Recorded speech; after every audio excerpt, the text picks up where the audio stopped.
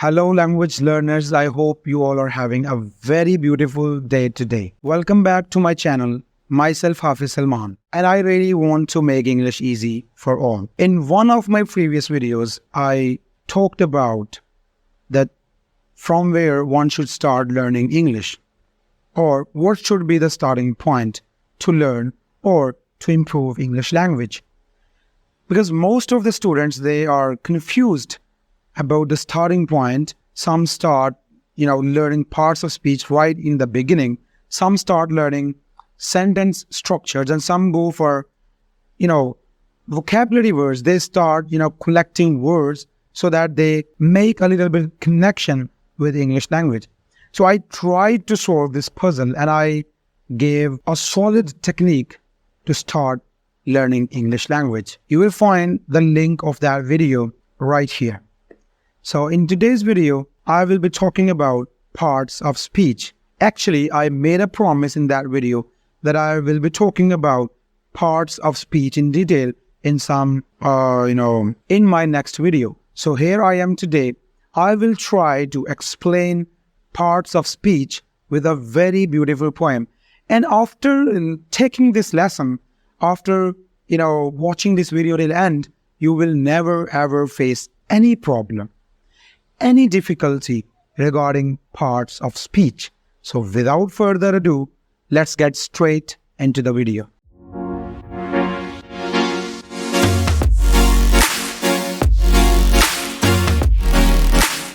As a matter of fact, we all know that everything is made up some of the components and some of its parts. Let's take the example of a car. It has so many different, components. I'm not an engineer, but everybody, knows about the parts of a car. It has an engine. It has a battery. It also has a radiator, tires, and doors, and windows, and seats, and a steering, right? An accelerator, and all these parts, when they come together, they make a car.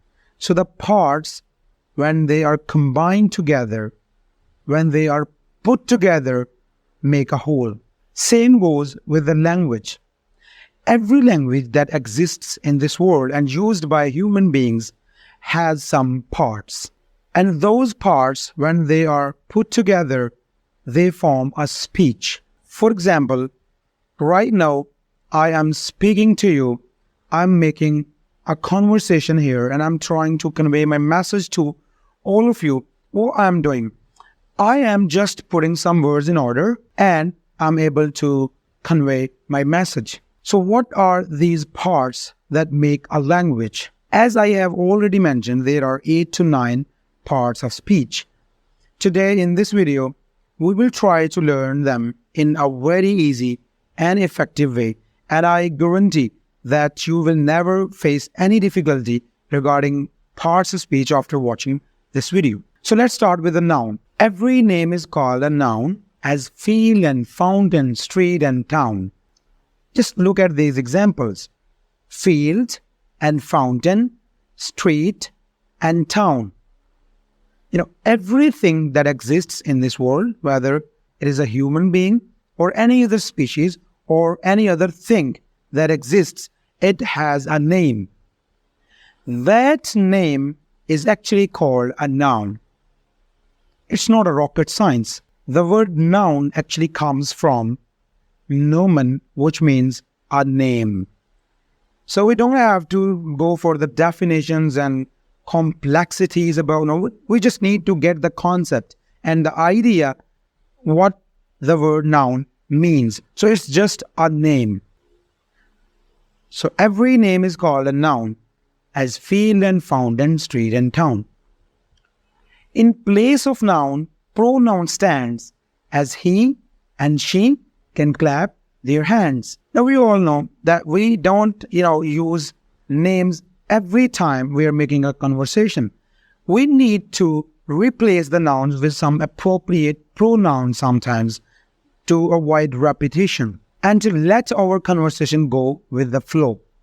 So in place of noun, pronoun stands, as he and she can clap their hands. We will talk about details of these, parts in different videos. Thirdly, adjective describes a thing as magic wand or bridal ring. Now look at the examples. The word magic is actually explaining and describing the word wand, magic wand, or bridal ring. The word bridal adding meaning into the noun ring. So the words which actually describe nouns are called adjectives. So an adjective describes a thing as magic wand or bridal ring. Verb means action, something done as read and write and jump and run. So verbs are actually the heart of the sentences. They are backbone of the sentences. We actually can never make a single sentence without verb. So verbs are actually the action words, the words which show action in the sentence. Though we have different types of verbs, we'll talk about them later. Like we have some helping verbs and main verbs and modal verbs and transitive and intransitive verbs. We will talk about them later. But right now, we just need to get the idea that what a verb means.